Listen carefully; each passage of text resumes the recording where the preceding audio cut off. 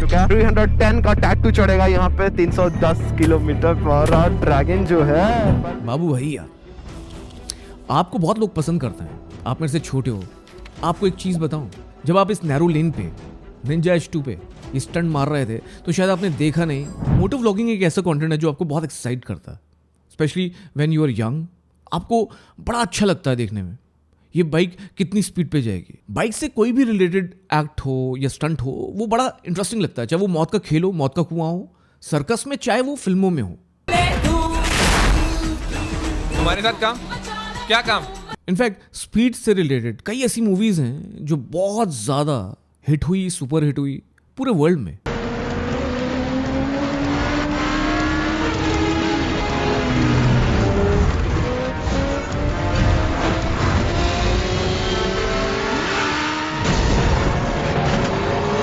और बाइक पे बैठे हुए तो विलेन भी एक हीरो से कम नहीं लगते, क्योंकि एटीट्यूड अलग लगता है। और स्पेशली जब आप मोटो व्लॉगर हो, जब आपको लोग बहुत फॉलो कर रहे हो और आपको बहुत ज़्यादा मोटिवेट कर रहे हो कि आप नेक्स्ट माइलस्टोन कब क्रॉस करोगे, नेक्स्ट स्पीड का माइलस्टोन कब क्रॉस करोगे, तो शायद आप भूल जाते हो कि घर पे कोई इंतज़ार कर रहा है। आप भूल जाते हो कि जो लॉ है हमारे किसी भी हाईवे इंक्लूडिंग एक्सप्रेसवे पे 120 से ज़्यादा की स्पीड नहीं है। इनफैक्ट अभी नितिन गडकरी हैज़ प्रपोज कि 140 तक की स्पीड हो जानी चाहिए एक्सप्रेसवे पे, पर वो अभी तक नहीं हुआ है। पर ऐसा क्यों हो पाता है? फिर इतने सारे मोटो व्लॉगर्स जो हैं अपनी मनमानी करते हैं, ऐसा कंटेंट शूट ही नहीं करते, पब्लिक भी करते हैं, पब्लिश भी करते हैं यूट्यूब पर। यूट्यूब अलाउ करता है। मैं पूछना चाहूँगा यूट्यूब टीम से कि आपकी पॉलिसीज इस तरह का कंटेंट कैसे अलाउ करते हैं, जबकि ये करना अलाउड नहीं है एज पर ट्रैफिक रूल्स।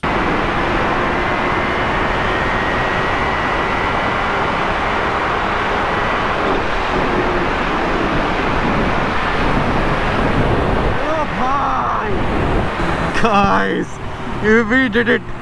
और इसमें ना फ्यूल की वार्निंग आ गई वापस। भाई मजा आ गया भाई इस हाईवे पे। तो यार वीडियो में आगे बढ़ने से पहले आप लोगों को पता है कि बाबू भाई का ट्रैवल कितना ज्यादा है।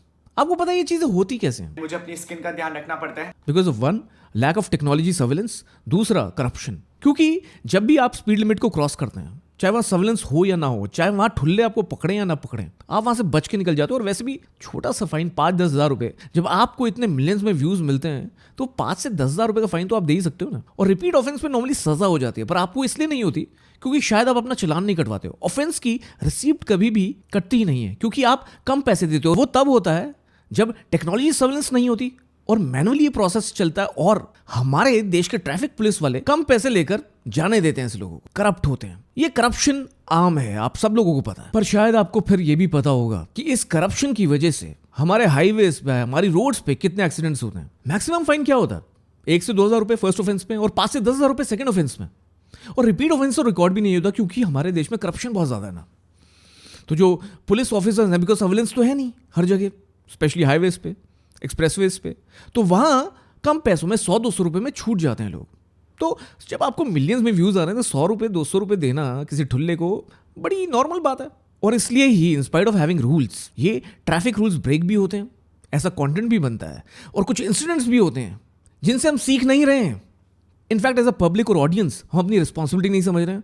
ऐसे मोटो व्लॉगर्स को हम ये नहीं बोल रहे कि this is not the content which we want to see, and we are really concern कि आप जिंदा रहें, आप सुरक्षित रहें, बिकॉज घर पे कोई इंतजार कर रहा है। मैं चाहता हूं कि जितने भी मोटो व्लॉगर्स हैं, जितने भी लोग कंटेंट बना रहे हैं, उनकी जो ऑडियंस है वो ही उनसे गुजारिश करे, हाथ जोड़ के हाथ से हैशटैग हर एक वीडियो पे बोले कि घर पे कोई इंतजार कर रहा है। साथ में आई लव यू भी चिपका दो, साथ में नमस्कार भी कर दो यार। कुछ ऐसे इंसिडेंट्स हुए हैं। अक्टूबर में लास्ट ईयर प्रभजोत एक ऐसा एक्सीडेंट हुआ जिसको वो खुद भी रिग्रेट करता है। हर टाइम मेरे दिमाग में वही चल रहा होता कि जो हुआ जान के नहीं करा, लेकिन दिमाग में तो होता ना कि हाँ मुझसे हुआ, तो उसका अफसोस मेरे को ज़िंदगी भर रहेगा।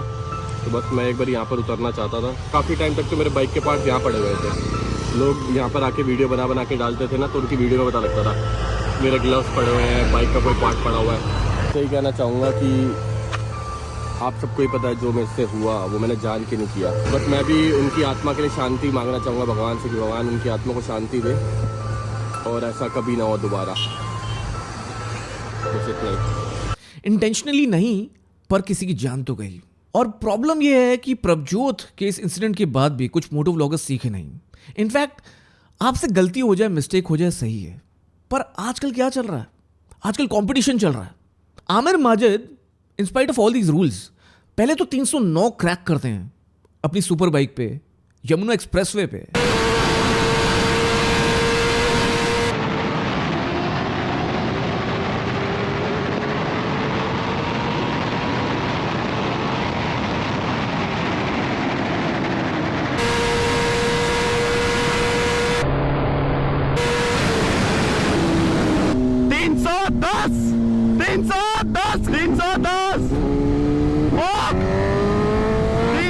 समझते हो और 310 किलोमीटर चक्कर आ रहे हैं भाई मेरे को।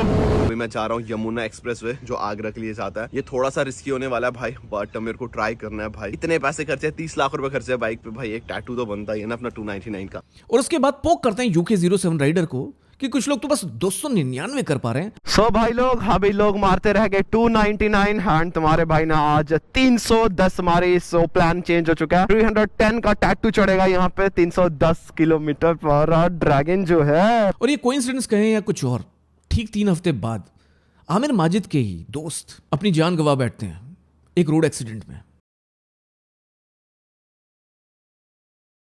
रीजन कुछ भी होगा, पर एक दिन पहले 2 मई को 3 मई को ये उनका एक्सीडेंट हुआ। एक दिन पहले उनका एक वीडियो था जिसके थंबनेल में वो क्लेम करते हैं 279 की स्पीड हिट करना, और वो खुद कहते हैं, वीडियो में आप देख सकते हैं, यार मैंने लाइफ में कभी 300 नहीं मारी है, पहली बार 300 मारूंगा। थोड़ा बहुत डर लग रहा है भाई, थोड़ी बहुत मेरी फट रही है, पता नहीं कैसे कर पाऊंगा यार। डर लग रहा है बहुत ज्यादा मेरे को, क्योंकि गाइस पहली बार मारूंगा। और एक सबसे बड़ा पंगा ये, मेरे पीछे जो बैग है ना 20 किलो का है, उससे भी बहुत ज्यादा मेरे को प्रॉब्लम हो रही है। वही डर लग रहा है गाइस, क्या होगा यार। वो खुद कह रहे हैं कि मुझे डर लग रहा है गाइस, मुझे डर लग रहा है।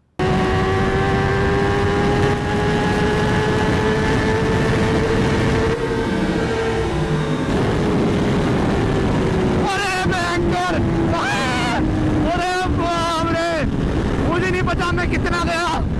और हवा का जो इम्पैक्ट आ रहा है ना वो बहुत खतरनाक है भाई।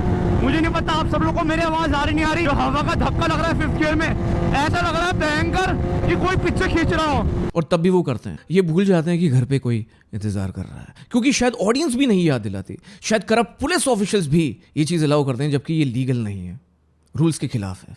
ये कंटेंट यूट्यूब भी पब्लिश होने देता है क्योंकि व्यूज बहुत आते हैं। सारा सिस्टम ही करप्ट है। और जब मैं ये वीडियो कर रहा हूं ना, आई एम 100% श्योर इस पे येलो डॉलर आ जाएगा और इसकी रीच रुक जाएगी, ये आप तक पहुंचेगा ही नहीं। ये एक की गलती नहीं है, ये उस ऑडियंस की गलती है, उन मोटो व्लॉगर्स की गलती है, उनकी आपस की कंपटीशन की गलती है, हुमायूं की गलती है, ये हमारे करप्ट सिस्टम की गलती है, लैक ऑफ टेक्नोलॉजी की गलती है। दुबई में मैं था 5 साल पहले, दुबई में ये टेक्नोलॉजी, ऑटोमेटेड टेक्नोलॉजी है कि आपको ब्लैकलिस्ट किया जाता है, आपके लाइसेंस में ब्लैक पॉइंट्स ऐड हो जाते हैं, आपका जो व्हीकल है वो इंपोज हो जाता है, उसको जब्त कर लिया जाता है अगर आप रिपीट ऑफेंस कर रहे हैं। हाईवेज पे हर जगह, रोड्स पे, हाईवेज पे हर जगह कैमराज हैं, हर जगह सर्विलेंस है। पर प्रॉब्लम यह ना कि हमारे करप्ट सिस्टम्स में इंफ्रास्ट्रक्चर और टेक्नोलॉजी पे जो मैटर करता है उस पर काम होता ही नहीं। In spite of so many accidents which are being reported every year, करीबन 1.5 लाख लोगों ने अपनी जान दे दी है रोड एक्सीडेंट्स की वजह से 2021 में। अगर नेशनल क्राइम रिकॉर्ड्स ब्यूरो की रिपोर्ट देखी जाए तो उसमें से 1.5 लाख लोगों में से ना 70,000 लोग 2 व्हीलर्स पे बैठे हुए थे, जिसमें अगर आप सोचें कि नेशनल हाईवेज पे तो खुली रोड होती है, आप ये शॉक हो जाएंगे सुन के कि 53,000 डेथ्स नेशनल हाईवेज पे हुई, और उसमें भी सबसे ज़्यादा डेथ्स एक्सप्रेस वे पे हुई, सबसे ज़्यादा तो उत्तर प्रदेश के एक्सप्रेस वे पे, जहां आमिर माजिद ने 309 क्रॉस किया। हर ऐसे इंसिडेंट के बाद लोग व्यूज़ के पीछे लग जाते हैं, स्टोरीज बनानी शुरू कर देते हैं, ये भूल जाते हैं कि स्टैटिस्टिक्स को देखना बड़ा ज़रूरी है। ऐसे कंटेंट पे शाबाशी देना बंद करना ज़रूरी है। ऐसे मोटो व्लॉगर्स को ये बताना ज़रूरी है कि हमें आपकी ज़्यादा चिंता है, इस कंटेंट को हमें नहीं देखना। ऐसी फैमिलीज़ को ज़रूरी है कि वो रोकें अपने बच्चों को, चाहे उससे कितने भी पैसे वो कमा रहे हों, पर एक बच्चे की जान जब चली जाती है, भाई मुहावरा याद आता है, अब पछताए होत क्या जब चिड़िया चुग गई खेत। अभी भी टाइम है, अगर सुबह का भूला शाम को घर लौट आए तो उसको भूला नहीं कहते। और जितने भी मोटो व्लॉगर्स ऐसा कंटेंट बना रहे हैं, प्लीज़ मेरी आपसे गुजारिश है, संभल जाओ यार, क्योंकि आप अपने साथ तो ऐसा कर ही रहे हो, बहुत और लोगों के साथ ऐसा गलत कर रहे हो जिनको आप गलत इन्फ्लुएंस कर रहे हो। UK07 राइडर बाबू भैया, आपको बहुत लोग पसंद करते हैं, आप मेरे से छोटे हो। आपको एक चीज़ बताऊं, जब आप इस नैरो लेन पे निंजा H2 पे ये स्टंट मार रहे थे तो शायद आपने देखा नहीं कि वहाँ कितने बच्चे, वहाँ कितने एनिमल्स घूम रहे थे। और एक रोड पे जब आपने टर्न लिया यहाँ, तो यहाँ से अगर कोई ट्रक आ रहा होता तो जिस स्पीड पे आप थे ना, आप उड़ जाते हवा में।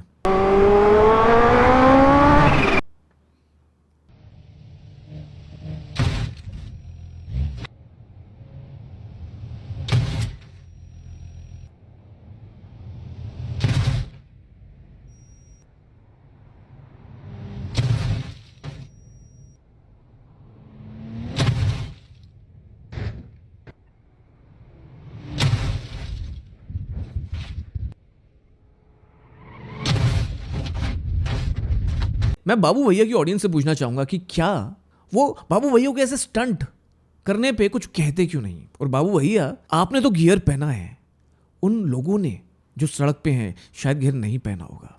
कुछ भी कभी भी हो सकता है, हमेशा ध्यान रखिए। घर पे कोई इंतजार कर रहा है। मेरे कुछ सॉल्यूशंस हैं। यहाँ बहुत पार्टीज इन्वॉल्व हैं जिनको कदम लेने चाहिए, कुछ ठोस कदम, जिससे हम कुछ कर सकें इस बारे में। तो आई बिलीव सबसे पहले मुझे लगता है फाइन्स और पेनल्टीज को 5 से 10 हज़ार के बजाय बढ़ा के 2x कर देना चाहिए। दूसरा, कहीं भी कोई करप्ट पुलिस ऑफिशियल या ट्रैफिक पुलिस वाला आपसे पैसे ले रहा हो, चालान नहीं काट रहा हो, तो उसकी नेम प्लेट पे जो नाम लिखा है वो ज़रा पता कर लें और उसको रिपोर्ट करने का प्रोसेस गवर्नमेंट बताए क्या है। और अगर नेम प्लेट नहीं दिख रही तो उसको भी रिपोर्ट करने का प्रोसेस होना चाहिए। आपको इजाज़त होनी चाहिए कि आप उस चीज़ को रिकॉर्ड कर पाएँ और चैलेंज कर पाएँ उस पुलिस ऑफिशियल को।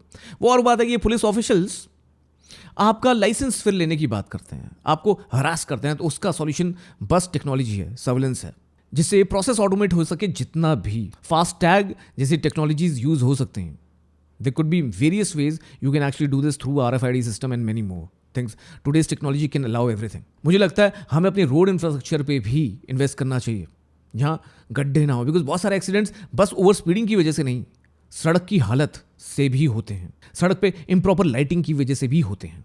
और सबसे इंपॉर्टेंट है कि ये वीडियो, चाहे यूट्यूब वो 309 वाली वीडियो दिखाता है, शायद ये वीडियो येलो डॉलर कर देगा और इसकी रीच रोक देगा, तो आप पे डिपेंड करेगा कि आप इसको शेयर करें। और इसलिए मैंने एक टेलीग्राम पे कम्युनिटी बनाई, the big of Indians community. जितने भी लोग वहां जुड़ना चाहते हैं वहां जाइए, क्योंकि अगर ये रीच रुकती भी है तो एटलीस्ट आप लोग तो फैला सकते हैं ना। प्लीज जब भी ये वीडियो कहीं भी शेयर करें तो ये जरूर लिखें कि घर पे कोई इंतजार कर रहा है। और एंड में जितने भी मोटो व्लॉगर्स हैं, जब गलती हो जाती है ना तो फिर आप बस उसको रिग्रेट कर सकते हो, पर आज भी मौका है। आप अगर सुबह भूल गए थे तो शाम को घर लौट सकते हैं, क्योंकि घर पे कोई इंतजार कर रहा है।